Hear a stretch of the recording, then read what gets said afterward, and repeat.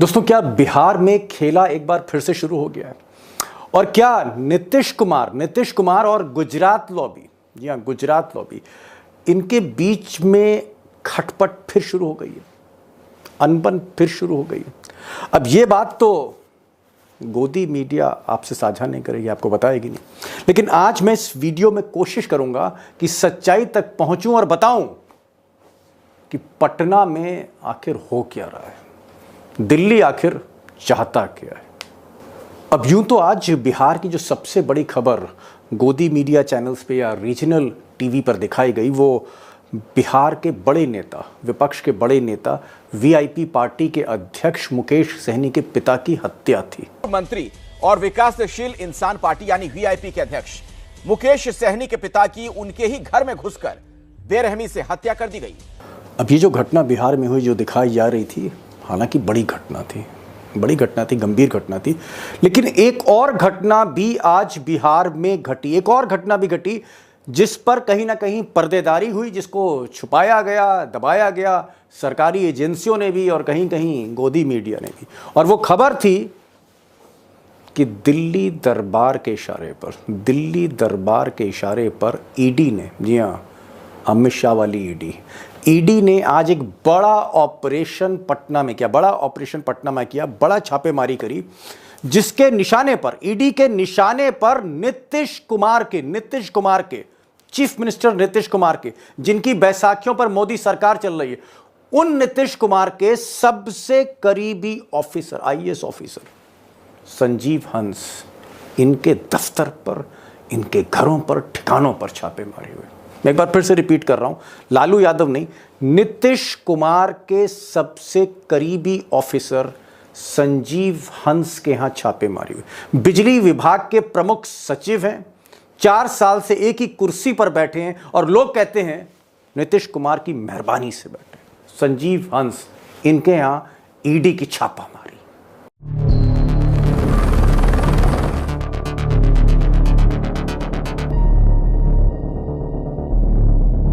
अब दोस्तों, ये जो मामला है, ये मनी लॉन्ड्रिंग का, काले धन का है, करोड़ों रुपए के खेल का मामला है। और इसमें एक और साहब शामिल हैं जिनके यहाँ छापे पड़े, उनका नाम है गुलाब यादव। ये एक्स एमएलए रहे हैं। संजीव हंस से बहुत अच्छे इनके रिश्ते हैं। गुलाब यादव के रिश्ते कुछ जेडीयू के नेताओं से भी हैं।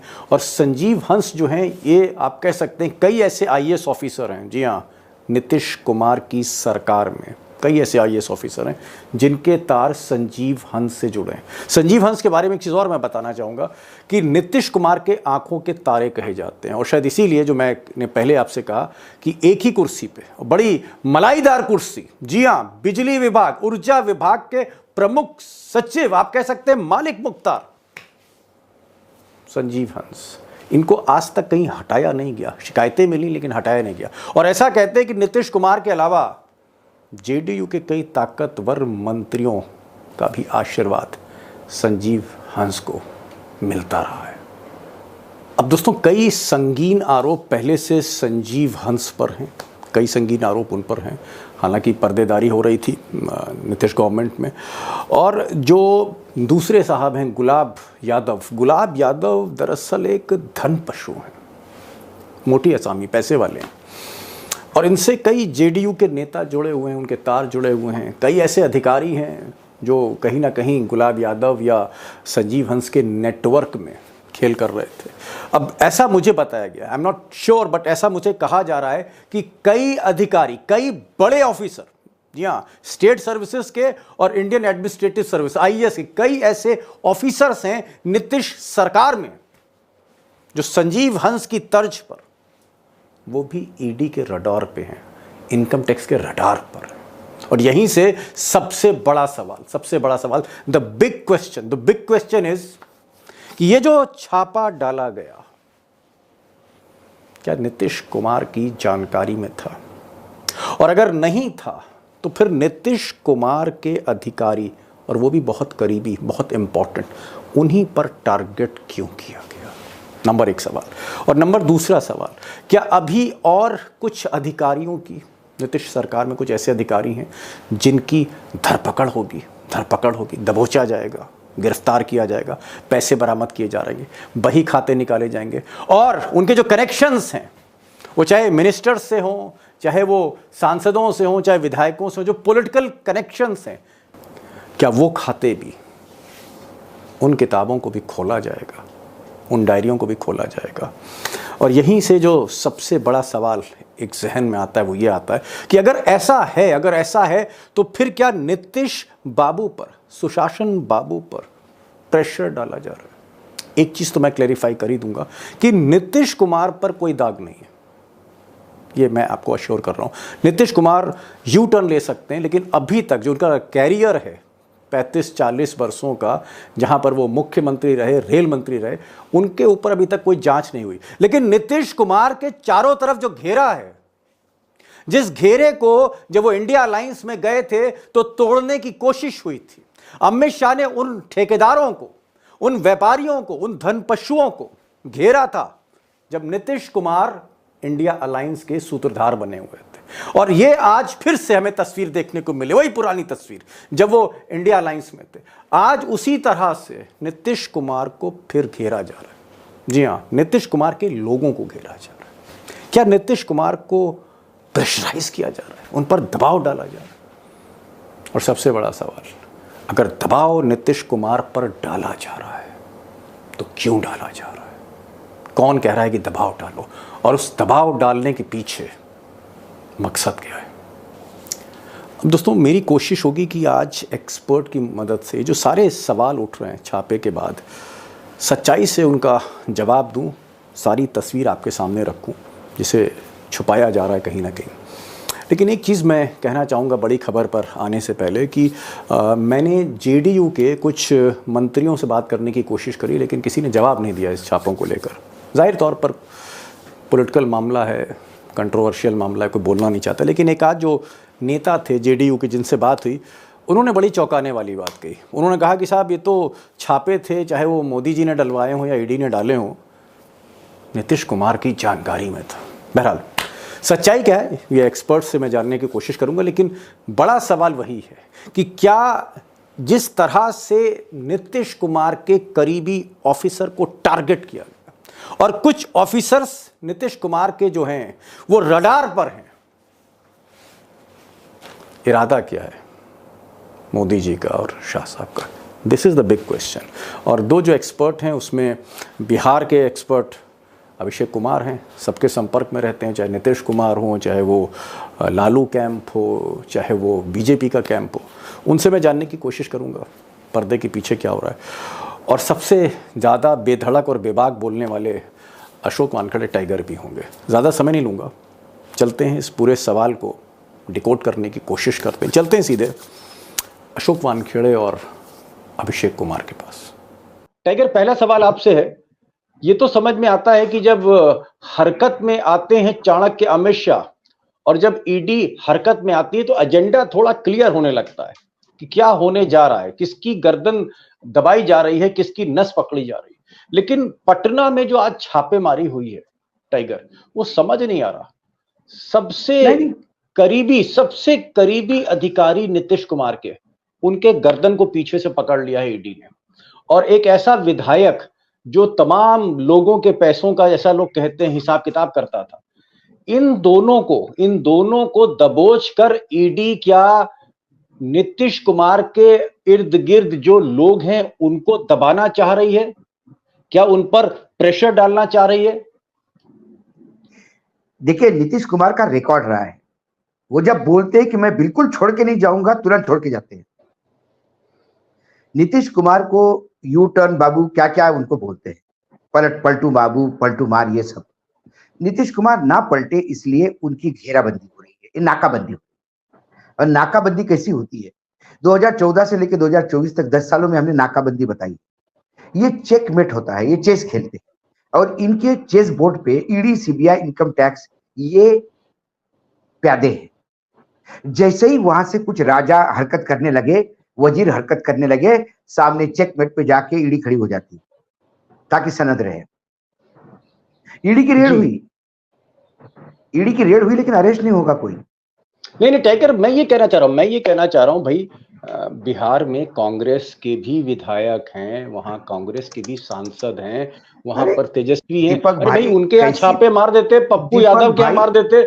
आपने अरे नीतीश कुमार, जिसकी बैसाखियों पे सरकार चल रही है, नीतीश कुमार के सबसे वफादार अधिकारी, टॉप ऑफिसर, छोटा मोटा अधिकारी नहीं है, स्टेनो नहीं है, पीए नहीं है, he is the principal secretary sir, principal secretary. Deepak भाई आपको उसके क्या हो गया? उसके छापा मार दिया। दीपक भाई आपको क्या हो गया? क्यों पप्पू यादव पे छापा मारेंगे? क्यों आरजेडी पे छापा मारेंगे? वो ऑलरेडी ईडी के केसेस चल रहे हैं उनके, अभी चुनाव भी नहीं कि उनको घेरना है। छापा उस पे चलेगा जो भागने की फिराकत में है, पकड़ेगा उसको जो भागने की फिराकत में है। और दोनों तरफ से, इधर से ऑपरेशन लोटस चल रहा है, उधर से ऑपरेशन पलटू चल रहा है। ओहो, ऑपरेशन लोटस के चक्कर में लगातार उनके सांसद 11 में से 10 हमारे साथ है, 12 में से 10 हमारे साथ है, ये खबरें हमने की है। बीजेपी वहां पे लगी हुई है कि कैसे सांसद ले आते। बीजेपी ने अपना आदमी वहां बाकायदा कार्यकारी अध्यक्ष बनवा लिया है। दूसरी ओर नीतीश बाबू भयावह स्थिति में है। उन्हें पता पड़ गया है कि मैंने ऐसे शेर को न्योता दिया है घर के अंदर, उसको भूख लगी तो मुझे खा जाएगा। और शेर भयानक भूखा है, शेर भयानक भूखा है। ये शेर की थोड़ी सी मैं गलत दी, ये अजगर है, ये अजगर है, भूखा है। इसको 272 चाहिए, इसको अभी 35 की भूख है। 35 की भूख में उसको 12 का निवाला दिखता है, बड़ा वाला, एक बड़ा फ्रूट, लो हैंगिंग फ्रूट जो है वो नीतीश कुमार है। वो वहां पे तो नीतीश कुमार इस अजगर को दबाने के लिए बार बार इधर उधर भागते हैं कि अजगर को पिंजरे में कैसे डालूं। वो अजगर को कंट्रोल करने के लिए आरजेडी की बीन बजवाते हैं।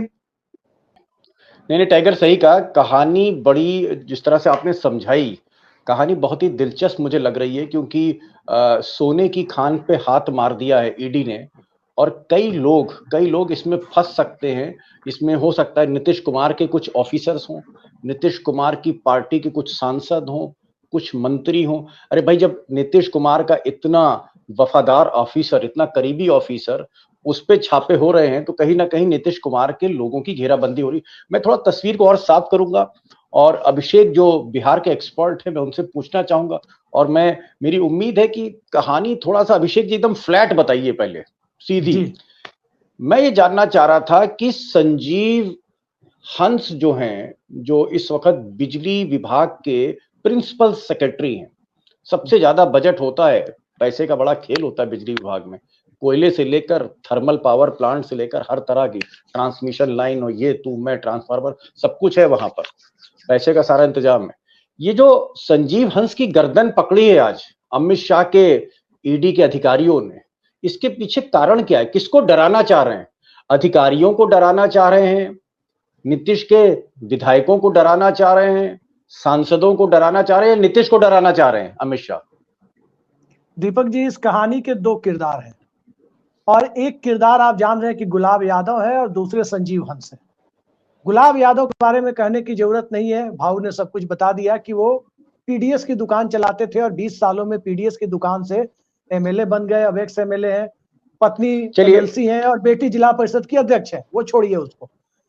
गुलाब यादव जो पार्किंग स्पेस की बात बिल्कुल सही है कि मुंबई पुणे में रियल एस्टेट में जो पैसा लगता है, जो कथित भ्रष्टाचार का काला धन लगता है बिहार के अधिकारियों का, यहां तक कि कुछ नेताओं की बात भी कही जाती है, उसमें बड़ा हिस्सा वाया गुलाब यादव। अब सवाल उठता है संजीव हंस पर। संजीव हंस बिहार के मुख्यमंत्री नीतीश कुमार की गुड बुक में है। केंद्र सरकार ने उन्हें सम्मानित किया कुछ दिनों पहले, स्मार्ट मीटर लगाने में जो रिकॉर्ड बनाया बिहार में, सम्मानित तक किया गया, और सम्मानित करने के बाद दूसरा सम्मान ईडी के मार्फत भेज दिया गया है। दरअसल संजीव सम्मान के बाद सम्मान भेजा गया। जी, सम्मान के बाद सम्मान। तो जी, संजीव हंस के मार्फत नीतीश कुमार को कहीं ना कहीं संदेश देने की कोशिश है कि जो भी आपकी राजनीतिक गतिविधियां हैं उस पर हमारी नजर बनी हुई है। गठबंधन चलाना, समन्वय की बात करना, वो भूल जाइए पुराने जमाने की बातें। ये साहब की डिक्शनरी में नहीं है। ये गठबंधन सहयोगियों को हाई हैंडेडनेस के साथ, जबरिया साथ रखना चाहते हैं। आखिर क्या जरूरत पड़ी जब सरयू राय मिल के जा रहे हैं, जो लालू यादव और नीतीश कुमार दोनों के दोस्त हैं, उसके बाद ये छापा पड़ता है? उसके पहले क्यों नहीं पड़ा? 4 सालों से इस डिपार्टमेंट में पड़े हुए हैं संजीव हंस, तब तमाम तरह की खबरें आई, यहां तक कि दुष्कर्म का भी एक मामला आया, तब क्यों नहीं इनके खिलाफ जांच एजेंसियां एक्टिव हुई? हाई कोर्ट के आदेश के बाद एफआईआर हुई थी उस मामले में, तब क्यों नहीं एक्टिव हुए लोग? लेकिन अब जब केंद्र सरकार को बहुमत के लाले पड़े हैं, इंडिया गठबंधन सरकार बनाने की तैयारियों में लगा हुआ है, एकनाथ शिंदे और चंद्रबाबू नायडू की मुलाकात हो रही है और नीतीश कुमार और सरयू राय की मुलाकात हो रही है, जिन सरयू राय को एक ब्रिज कहा जा रहा है लालू यादव और नीतीश कुमार के संबंधों को पुनः जोड़ने के लिए, तभी ये क्यों होता है? इस बात को समझा जा सकता है दीपक जी की परिस्थितियां क्या है, नीतीश कुमार कौन सी राजनीति आने वाले वक्त में करने वाले हैं। और ये बात आपको बता दूं कि परसों रात से जो जेडीयू के सूत्र बता रहे हैं कि जैसे ही बाई इलेक्शन का रिजल्ट आया है, बिहार विधानसभा को भंग करने का दबाव और ज्यादा बढ़ा दिया है नीतीश कुमार ने भारतीय जनता पार्टी के ऊपर। ये भी एक कारण मैं आ रहा हूँ कई सवाल आपसे पूछने, आज कई सवाल पूछने, लेकिन मैं जरा टाइगर के पास एक बड़ा सवाल पूछना चाहता हूँ अपने ऑडियंस के लिए, दोस्तों के लिए, और मैं उम्मीद करता हूँ एक आसान सा सवाल का जवाब मिलेगा मुझे।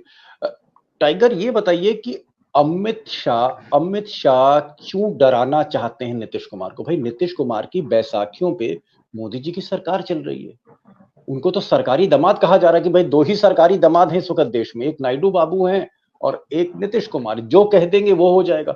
लेकिन यहाँ तो उल्टा है, यहाँ तो मैं उल्टा खेल देख रहा हूँ, यहाँ तो बल्कि डराया जा रहा है। तो क्या नीतीश कुमार दामन छोड़कर, मोदी जी का दामन छोड़कर लालू की गोद में बैठने जा रहे हैं, या नीतीश कुमार नाराज चल रहे हैं, मनाया नहीं जा सका तो अब डराया जा रहा है? नीतीश कुमार की घेराबंदी क्यों ईडी कर रही है उनके लोगों की? नीतीश कुमार को बहुत समझाया गया प्यार मोहब्बत से, वो आते हैं प्रधानमंत्री के चरण छूते हैं, सब कुछ करते हैं और बिहार में जाके अपना रंग दिखाते हैं।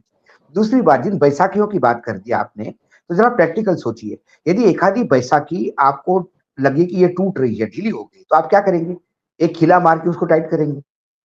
ये ईडी का जो रेड है वो खिला मारा है इस बैसाखी में। अच्छा, ये तो ठीक है, बैसाखी पे कील ठोकी है, मजबूत करने है, हाँ, मजबूत करने के लिए यही हो रहा है।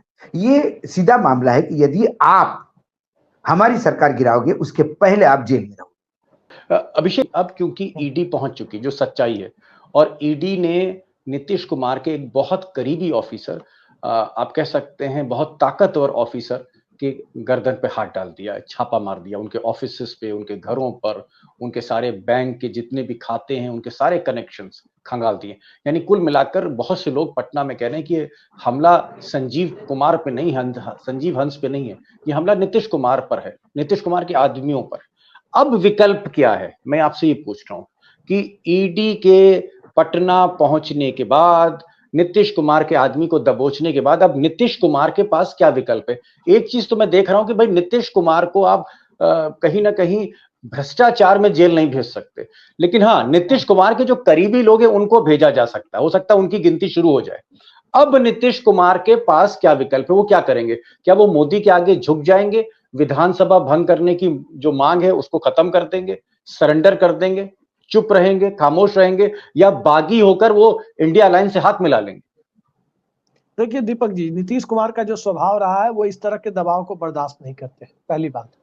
दूसरी चीज कि नीतीश कुमार क्या करेंगे इसके लिए हमें थोड़ा इंतजार करना होगा, और मैं इसलिए ये बात कह रहा हूं क्योंकि उन्होंने एक राष्ट्रीय महासचिव, अभी एक रिटायर्ड, एक वीआरएस ले चुके आईएएस को बनाया है, मनीष वर्मा। मनीष वर्मा के ऊपर उड़ीसा में 700 करोड़ के दाल घोटाले का एक कथित मामला सामने है 2011 का। अब उड़ीसा में भी भाजपा की सरकार बन चुकी है, तो नीतीश कुमार को घेरने के लिए ये पहली कड़ी जो आपने देखी संजीव हंस के माध्यम से, हो सकता है दूसरी कड़ी नीतीश कुमार को कॉर्नर करने के लिए मनीष वर्मा तक भी पहुंचती हुई दिखाई दे आने वाले वक्त में। वो क्या था, हुआ या नहीं हुआ, आरोप था नहीं कर सकते, लेकिन नीतीश कुमार, अच्छा नीतीश कुमार करते क्या है जब इस तरह का दबाव पड़ता है? तो मैं आपको एक पुराना उदाहरण दे देता हूं। पिछली बार जब नीतीश कुमार और लालू यादव के गठबंधन की चर्चाएं चल रही थी 2022 के अप्रैल मई के महीने में, आपको याद होगा, तब आरजेडी को ईडी के माध्यम से कॉर्नर करने की कोशिश हुई। लैंड फॉर जॉब मामला, उसके साथ साथ भोला यादव की गिरफ्तारी ईडी के द्वारा, और तब उसके बाद नीतीश कुमार ने जो बातें अंदर से चल रही थी उसका एक सार्वजनिक प्रदर्शन कर दिया, जब वो पैदल हैंडीकैम समाज तमाम न्यूज चैनलों के साथ साथ चल रहे थे, पैदल वो दावते इफ्तार पर लालू परिवार के घर पूरे दल बल के साथ। चलिए ठीक है, वो कहानी छोड़ा तो जाए। आज जो है, आज की परिस्थिति यही है कि नीतीश कुमार को अगर जाना होगा, मैंने इसलिए बताई वो बात, नीतीश कुमार को अगर जाना होगा, देखिए देर सवेर तो वो जाएंगे इंडिया गठबंधन के साथ, इस बात से कोई इनकार नहीं है, और जाएंगे तो 2024 में ही जाएंगे, ये भी तय है। तो जो इंडिया गठबंधन के साथ वो जाएंगे, वो प्रक्रिया अब और तेज हो सकती है, क्योंकि वो बड़े जिद्दी स्वभाव के आदमी है। इस बात को उनके सभी करीबी जानते हैं कि बहुत जिद्दी स्वभाव के आदमी है। किसी बात को अगर मुद्दा बना ले तो फिर भूल जाइए संजय झा, भूल जाइए ललन सिंह, भूल जाइए विजय चौधरी, भूल जाइए अशोक चौधरी, भूल जाइए मनीष वर्मा। कोई सलाहकार उनको जब वो एक बार अड़ जाए कि यहाँ नहीं रुकना है, कोई नहीं रोक सकता। जी नहीं रोक सकता। टाइगर, लास्ट क्वेश्चन, और मैं बहुत ही संक्षेप जवाब चाहूंगा। आपको लगता है कि अमित शाह ने बिना मोदी के सहमति के साथ, या ईडी ने बिना मोदी और अमित शाह से पूछे हुए ये हरकत नहीं करी होगी? क्योंकि ये बहुत बड़ा स्टेप है कि आपके सहयोगी उसके घर में घुसकर उसके अधिकारी को पकड़ना। क्या मेरा सवाल, क्या आपको लगता है कि आज की जो घटना है, आप ऐसा सवाल पूछते क्यों हो? आप सुबह अभी जब से कार्यक्रम चालू हो गया यही हम पूछ रहे हैं। उनके सहयोगी, हमने कहा कि कौन सहयोगी, कौन किस पे विश्वास रख रहा है? इन 52 लोगों में सब अविश्वास है एक दूसरे पे। अरे तो क्या नीतीश कुमार सहयोगी नहीं है? सहयोगी डर के मारे हैं। ये क्या कह रहे हैं आप? वो डर बरकरार है। कभी डर संजय झा कान में बताते हैं, डर के मारे सहयोगी हैं। बिल्कुल। नीतीश कुमार ने आरजेडी क्यों छोड़ी? नीतीश कुमार बताए क्या कारण था? कुछ भी कारण नहीं था, सिर्फ बताया गया था कि देखिए लल्लन सिंह को वो ऐसा हो रहा है, ये ऐसा हो रहा है, हमें बीजेपी के साथ जाना है। आप समझ नहीं रहे हैं। जिस आदमी ने इंडिया गठबंधन का फॉर्मेट किया, जिस आदमी ने इंडिया गठबंधन की नींव डाली, नींव डालने वाला आदमी भाग जाता है। क्यों जाता है? ये क्या कोई पॉलिटिकल मूवमेंट था? क्या पॉलिटिकल मूव था तो क्या मिला नीतीश कुमार को? मुख्यमंत्री पहले भी थे और अभी भी है। यहां होते तो शायद प्रधानमंत्री बन जाते। क्या मिला? क्यों गए? डर के मारे गए। एक ही आदमी, एक ही चीज बचती है, डर। और वो डर और स्ट्रांग करने के लिए और डंडा दिया। दूसरी बात आपने पूछा कि क्या अमित शाह ने मोदी जी को पूछ के किया होगा? आजकल मोदी जी अमित शाह को पूछ के करते हैं। अरे बाप रे, आजकल मोदी जी को बताते हैं अमित शाह कि आपको ये करना है। स्थिति ये हो गई है, सत्ता और संगठन दोनों अमित शाह के पास है। अमित शाह ने आदेश किया होगा, बहुत ज्यादा इधर उधर खबरें सुन रहा हूं मैं, टाइट करो। अब टाइट हुआ है मामला। मैं तो एक छोटा सा जवाब चाह रहा था। मेरा सवाल आपने पूरा नहीं करने दिया। मैं पूछ रहा था कि भाई अगर अमित शाह ने ये फैसला किया, ईडी वहां पहुंची और ईडी ने नीतीश के आदमी के घर घुसी ईडी, तो ये जो इतना बड़ा फैसला है ये यूं ही नहीं किया होगा, कुछ सोचा होगा। तो अमित शाह ने सोचा क्या, ये मैं पूछ रहा हूं, मोटिव क्या है? अमित शाह ने यही सोचा कि हमने इतना करने के बाद भी आप बहुत ज्यादा इधर उधर कर रहे हैं, तो हमको आपको टाइट करना आता है। ओके, होता है जब आदमी किसी को समझाता है, दोस्त को बहुत समझाता है कि ऐसा मत करो, ऐसा मत करो, उसके बाद भी वो मानता नहीं, तो आखिर में एक लपड़ मार के उसको बोलता है कि तेरे को बताया था ना, मत कर, मूर्ख कहेंगे, चल चुपचाप बैठ। नट बोल्ट टाइट किया गया है। ये लपड़ मार के बोला है कि चुप रहो, ये फालतू इधर उधर ज्ञानबाजी मत करो, इसको मिलो उसको मिलो, झारखंड में अलग लड़ेंगे, इसको करेंगे, ये नाटकबाजी हमको मत कराओ। और यदि कुछ करेंगे तो फिर देख लेना, तुम उधर हम उधर। क्या करोगे? सरकार से चले जाओगे। कितने लोग हैं? 11 लोग 12 लोग है ना। जाइए, सरकार मेरी गिरती नहीं, 12 लोग जाने पे भी। पॉइंट नंबर 1, तुम में से कितने लोग जाएंगे ये भी देख लीजिए। और यदि नीतीश कुमार जेल में चले गए तो बाकी कुंबा कैसा भगेगा? इन 11 में से कौन सा धमके की चोट पे कह सकता है कि ईडी उसके घर नहीं पहुंच सकती? बता दीजिए मुझे, एक नाम बता दीजिए। इनके जितने सांसद है उनमें से एक का नाम बता दीजिए जो बोलेगा मेरे यहाँ ईडी नहीं आ सकती। सबने हाथ धोए हैं गंगा में, गंगा जल हर एक के घर मिलेगा, और ईडी गंगा जल सूंघती है। प्रॉब्लम ये है। लास्ट क्वेश्चन अभिषेक, आपको क्या लगता है कि नीतीश कुमार, जैसे टाइगर कह रहे हैं, वेट एंड वॉच, वो देखेंगे कि आगे आगे क्या होता है? क्या कुछ दिनों के लिए बिहार की राजनीति इस छापे के बाद, ईडी के छापे के बाद थोड़ा सा सहम गई है? आपको लगता है लोग थोड़ा सा घबरा गए कि अरे भैया ये तो यहाँ छापा पड़ गया, सहयोगी के घर पे पड़ गया छापा, मतलब बाराती जो थे उन्हीं के यहाँ छापा मार दिया बारात वाले ने? दीपक जी, अब नीतीश कुमार को एनडीए गठबंधन छोड़ने की प्रक्रिया और तेज हो जाएगी, ये बात आप लिख कर ले लीजिए। ये प्रक्रिया उल्टी चलेगी अब, क्योंकि नीतीश कुमार को आप भी बहुत लंबे समय से रेल मंत्री वो थे तब से कवर कर रहे हैं, और देख रहे हैं कि किस तरह का उनका स्वभाव है। ये प्रक्रिया तेज होगी और जो आप देख लीजिएगा आने वाले हफ्ते भर में, जो चीज अब तक आप सुन रहे हैं कि ये चीजें चल रही है इंडिया गठबंधन के साथ, टॉप लीडर के साथ ये बातचीत है, ऐसे हो रही है, वो बात अब खुले रूप में होगी और कोई उसे रोक नहीं पाएगा, कोई ईडी उसे अब रोक नहीं पाएगी। बहरहाल ये आप नहीं देखते हैं अभिषेक जी, ये भी देखते हैं, ये भी देखते हैं, या तो नीतीश कुमार जेल में जाएंगे या फिर नीतीश कुमार बने रहेंगे। ये भी हम कई सालों से सुन रहे हैं कि नीतीश जी ऐसे कहते, हम कितने दिनों से सुन रहे हैं कि नीतीश कुमार हाउस डिसॉल्व करना चाहते हैं। हम कितने दिनों से सुने कि उनको बीजेपी ने बोला कि हाउस डिसॉल्व करवा देंगे। उसके बाद लोकसभा चुनाव हो गए, विधान परिषद के चुनाव हो गए, अब तो संजय झा ने बोला कि 2025 के चुनाव में नीतीश के नेतृत्व में लड़ेंगे। हाउस डिसॉल्व की बात खत्म हो गई। विशेष पैकेज के लिए क्या किया नीतीश जी, क्या करेंगे? विशेष पैकेज की जगह विशेष पैकेज, विशेष दर्जा की जगह विशेष पैकेज मांग रहे हैं। टाइगर 23 तारीख किसी दिन कांग्रेस के बड़े नेता को जन्मदिन की बधाई देने पहुंच जाएंगे। 23 तारीख उससे कोई फर्क नहीं पड़ता। 23 तारीख देखिए, सारा खेल है कि जिस दिन आप समर्थन विड्रॉ करोगे। मुझे एक बात बताइए दीपक जी, एक सेकंड और लूंगा। समर्थन ये 12 लोगों का विड्रॉ हो गया तो क्या सरकार गिर जाएगी? मुझे बताइए आप, क्या सरकार गिर जाएगी? सरकार नहीं गिरेगी। संकट में देखिए थोड़ी आंच तो आएगी उसमें, तो कहीं ना नहीं आंच आएगी, लेकिन सरकार अभी देखिए 292 में से 12 गए तो 282 है, फिर भी 10 ज्यादा है उनके पास। जी। ऐसे में वो क्या करेंगे? आरजेडी के साथ मिलकर सरकार बनाएंगे। यही करना पड़ेगा आपको। आरजेडी के साथ ही मिलकर बीजेपी सरकार, आपके समर्थन विड्रॉ किया बीजेपी करेगी, आप आरजेडी के साथ सरकार बनाओगे, आप जेल जाओगे, आपके अधिकारी जेल होंगे। सर भाई, जब बीजेपी, जब उन्होंने रायता फैलाना ही है तो पूरा फैलाएंगे। जब रायता फैलाएंगे तो इनमें से यदि 10 साल से निधर चले आए ईडी के डर से, यही बात लोगों को लग रही थी कि किसी भी हालत में अजित पवार नहीं जाएंगे, किसी भी हालत में एकनाथ शिंदे नहीं जाएंगे, शिवसेना कैसी टूट सकती है?